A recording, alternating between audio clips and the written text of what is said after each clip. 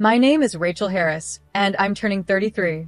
I live with my husband Adam, who is 3 years older than me, and our 7-year-old son, Peter. We're a family of 3. Today, I'm going to a friend's wedding with my husband. Even though I call them friends, they're more like Adam's friends, and I only recognize them by face. The wedding is at a fancy hotel, and I'm amazed by how luxurious it is. While Adam greeted people he knew, I stepped away to use the restroom.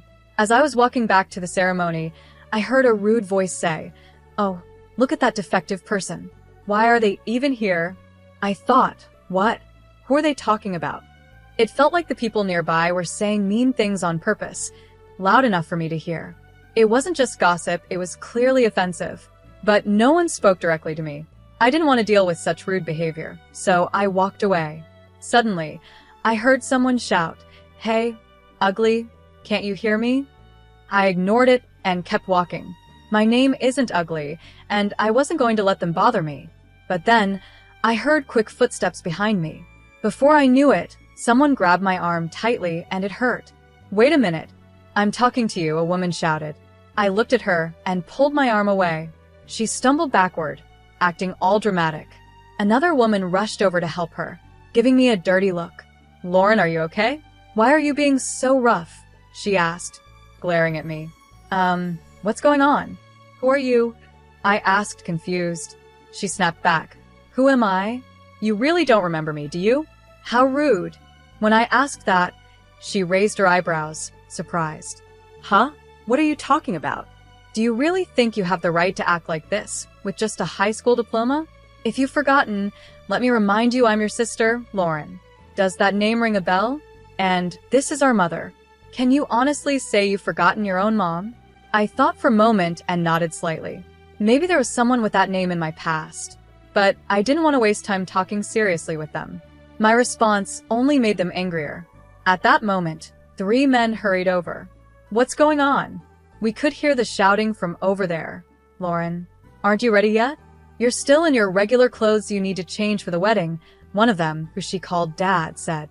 Lauren pointed at me and yelled, this suspicious person sneaked into our wedding.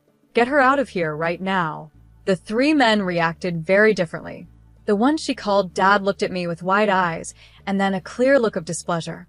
The other man, Noah, froze in shock, his face turning pale.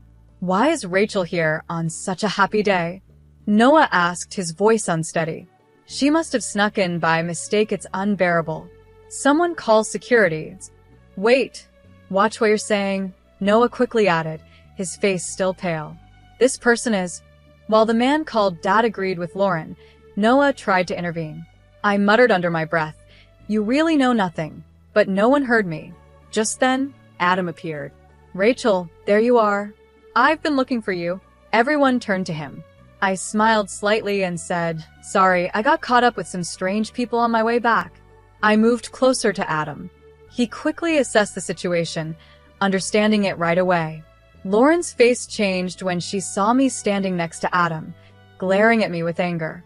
Her parents still looked confused, not fully understanding what was happening. Noah was flustered and was the first to speak. "Mr. Harris, I apologize. My wife said something inappropriate." "I'm really sorry to your wife too." "Come on, Lauren, you should apologize as well," Noah said. "Why should I apologize?" Lauren shot back, pointing at me again. "She's the one who should be sorry. This disrespectful person barged into our special day. I don't know how she got here, but she's a disgrace to our family. We should have cut ties with her a long time ago and never seen her again." "Wait, family?" Noah looked shocked, glancing between me and Lauren. Just then, the 3 people called Dad and Mom stepped in. "Oh, Noah, we're so sorry. We have a difficult eldest daughter. It's embarrassing to even talk about her. We've managed to keep it a secret all this time. We kicked her out of the house 10 years ago. How did she even find out about Lauren's wedding? What does she want by coming here uninvited? She's not trying to ruin the wedding, is she?" Mom continued. "Actually, Noah, she's not very bright. She only finished high school and couldn't get into college. After that, she just wasted time doing part-time jobs, staying at home, and being a burden. She was like a parasite. She should be thankful we supported her through high school. So, why did she sneak into the weddings? Even though they treated me badly, I had cut ties with them a long time ago and didn't care about their insults. These people were, technically, my family, at least on paper. But my parents had always favored my younger sister, who is 7 years younger than me, and had ignored me for as long as I could remember. My father's family had been doctors for generations, and our home was also a clinic. My mother worked there as a nurse. To outsiders, our family probably looked like we had everything we needed. But in reality, it was a toxic home. I remember trying hard to win my parents' love when I was young, but I eventually gave up because their favoritism towards my sister made no sense to me. She was seen as attractive and I was not. Luckily, though it might sound strange, I was smart and did well in school. So I focused on my studies, aiming to leave home as soon as I could. Back then, I felt like I was just playing the part of the defective older sister in the family. I won't allow you to go to university. You're a defect by nature, and there's no way you could get in. Start working right after high school, become independent, and contribute financially to the house. You should be grateful we even raised someone as unattractive as you. You owe us for that. As for college expenses, we'll consider it for Lauren, but there's not a single cent for you. You'll spend your life serving us. Even if you get a job, it won't be anything important. This is what my parents told me during my senior year of high school. I actually recorded that conversation, along with many other times they verbally abused me or acted irrationally, and I still have those recordings today. My sister, Lauren, also treated me poorly, following our parents' example. She would often mock me, trying to prove she was better. I'm going to become a doctor and take over Dad's job in the future. I'll work hard enough for both of us, since my big sister can't.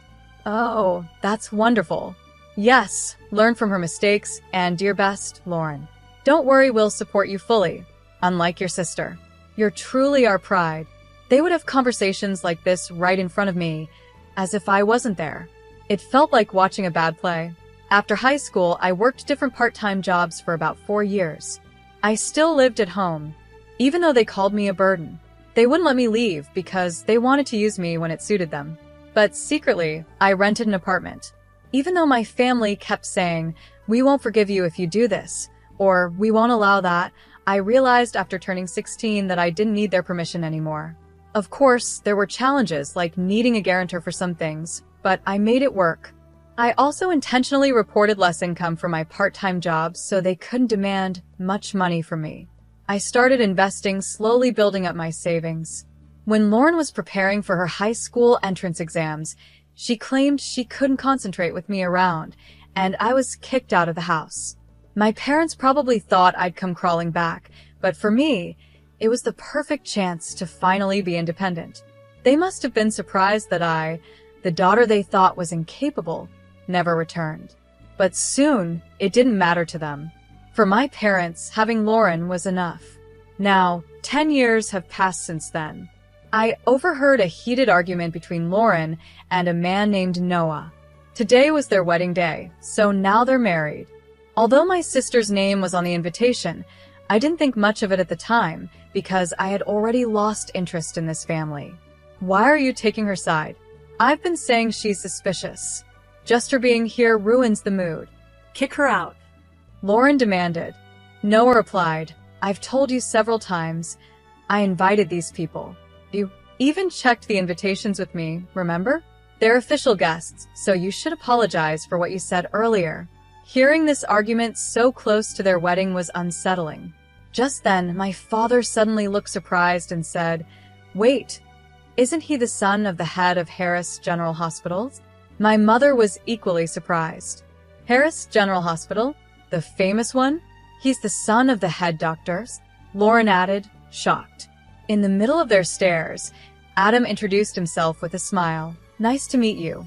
I'm Adam Harris, and this is my wife, Rachel. Adam's parents are well-known doctors who have managed a hospital for years, and Adam is being trained to follow in their footsteps. Hearing this, my parents were amazed. Noah then spoke up. It's unbelievable, but to think that Dr. Harris's wife is my wife's sister, what a coincidence. That means we're related now. Unable to hide his surprise, Noah apologized. Dr. Harris, I'm sorry if my son has caused any trouble in the past. Before he could say more, I cut him off. My sister's husband, Noah Schnapp, is a doctor and works at a university hospital. I took my son to see him recently because he wasn't feeling well, but that's all. Adam has many connections with doctors, and it seems Noah respects Adam a lot. Noah then asked, "How's our feeling now?" Based on my diagnosis, he should start treatment right away. I suggest you take him to my hospital for tests and hospitalization. Although Noah was kind in his offer, I replied, "Actually, we've decided to get a second opinion from another doctor. It's important to be sure." Noah looked surprised by my response. I sensed that he wanted to treat my son as a special case, but I was uncomfortable with the idea of my child being seen as just another opportunity for profit. I politely declined his offer with a smile, but suddenly, a mocking laugh echoed through the room. "Why are you acting like that? Are you trying to make up for being a high school graduate by marrying a doctor? You think marrying the heir of a big hospital makes you better? You're still the same.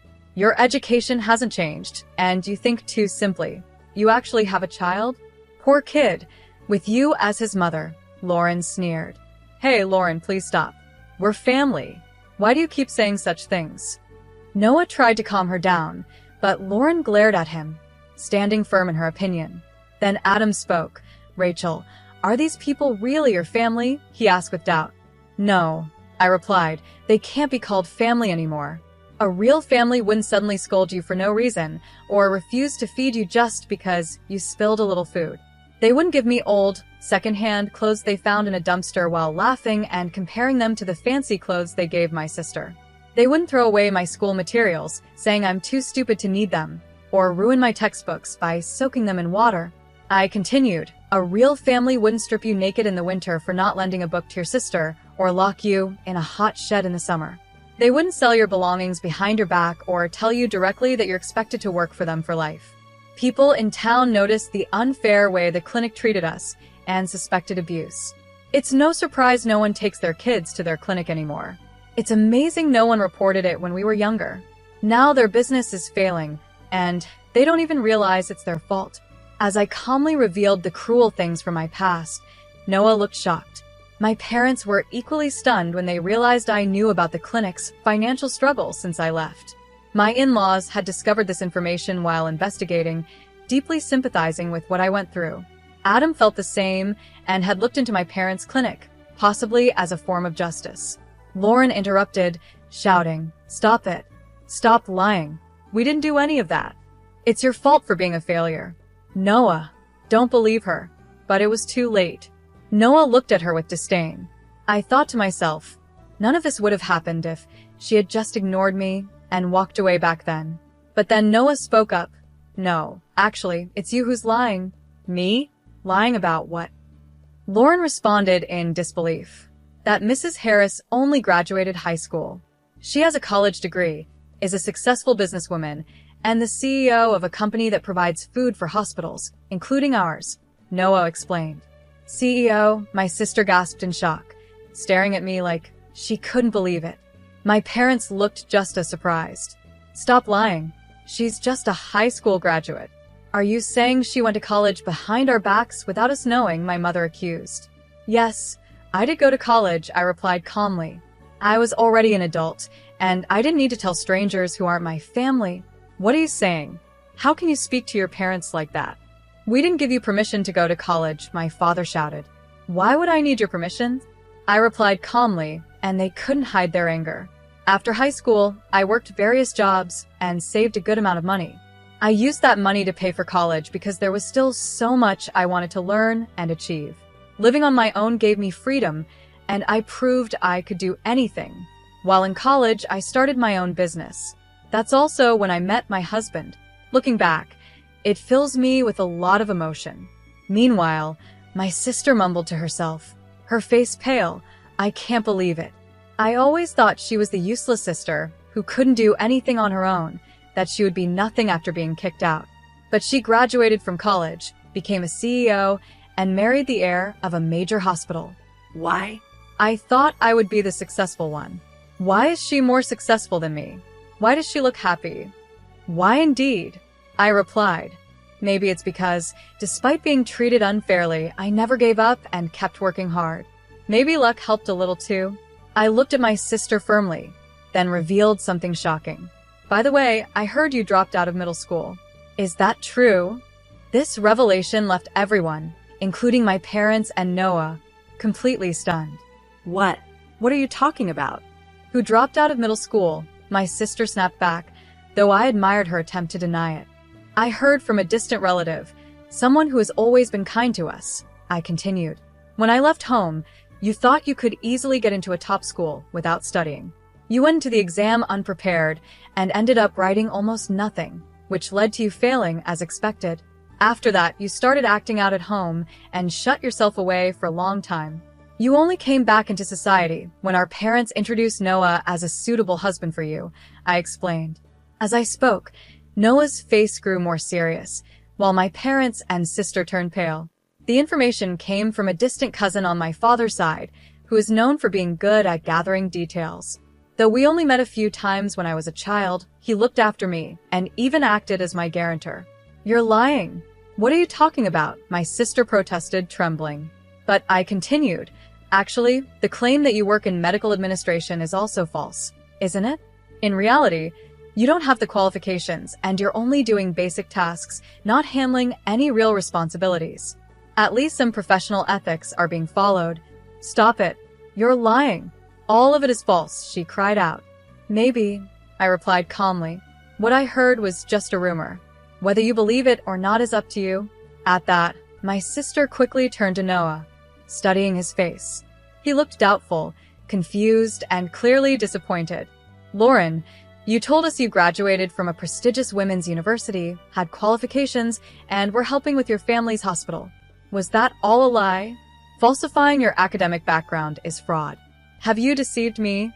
Noah asked her directly. No, Noah. Don't just believe her. You're my husband, you should trust me, she pleaded. Then name even one professor from the university you claim to have graduated from. He challenged her. Flustered, my sister struggled to respond. That's not important right now. Really? Well, let's call a professor from the department you said you attended. They're also a family friend and know us well, Noah proposed, ready to find out the truth. As he said this, Noah calmly picked up his phone. Please stop. That's not necessary, Noah, she pleaded, panicking. You trust me. That's enough. Lauren suddenly snatched Noah's phone from his hand and slammed it onto the floor. There's no need to check, just believe me, she shouted. Fueled by anger, she stomped on the phone with her high heels over and over, completely destroying it. Her face twisted in rage, almost like a monster, shocking Noah and everyone around. My parents tried to calm her down, but her anger wouldn't subside. The scene caught the attention of other guests and staff, who gathered around, concerned. The venue turned chaotic with the sudden outburst. Even though I was there, it felt like I was watching from a distance. I no longer felt any connection to my sister or my parents. My family now was just my husband and son. Shall we go home? I think we've done our part here, I said to Adam. He looked a little surprised and asked, Are we leaving already, Rachel? I smiled calmly. It's okay, let's go. Oh, and let's stop by the cake shop in this hotel and get some cake. I heard there's one that's really popular right now. Adam smiled and agreed. That sounds like a good idea. Let's pick up a cake on the way home. We left the venue with a light laugh. Later, I heard that Noah got involved in a lawsuit for giving false diagnoses and overcharging patients. After that, my former parents, facing serious financial trouble, tried to reach out to me for help. Not knowing how to contact me, they showed up at the hospital where Adam works, hoping to see us. She's the daughter-in-law of the hospital heir. She's our daughter. Let us see her right away. Contacting the son of the hospital director will solve our problem. We're in big trouble, and we need her help. After all, we raised her, so it's only natural for her to support us, they loudly proclaimed at the reception, causing a scene. But it wasn't Adam or me who responded, it was my parents-in-law. With a firm look, they asked, What business do you have with our daughter? My parents, clearly unsettled, froze and quickly left the hospital. They tried to reach out several times after that, but they never focused on fixing their own problems. Eventually, their hospital had to close down. When I heard about the closure of my parents' hospital, I didn't feel much emotion.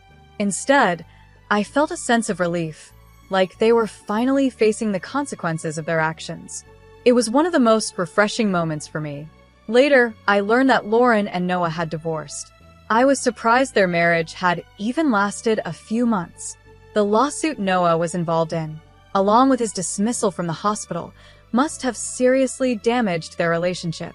Lauren always seemed determined to outdo me and find greater happiness, but she kept making bad decisions. Her first mistake was starting an affair with an older, married doctor, thinking it would help her gain a better position. But when the affair was discovered, the doctor's wife demanded compensation, and it became a big issue. Desperate, Lauren turned to our parents for help, but they disowned her, calling her a disgrace to the family.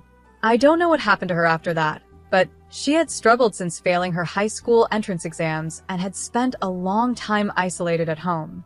She ended up working in shady places, facing many hardships that affected her health, and eventually left her homeless. Hearing these stories made me lose interest in her completely. Meanwhile, my former parents, now nearing retirement, are struggling to find jobs as doctors or nurses. No hospital will hire them because of their bad reputation, which likely stems from how they treated me and others in the past. They are just people from my past now, and I no longer think about them. As for my son, I'm happy to say that after being checked at another medical facility, he no longer needs to be hospitalized, and his condition has improved greatly with the right medication. I'll continue to do everything I can to protect my family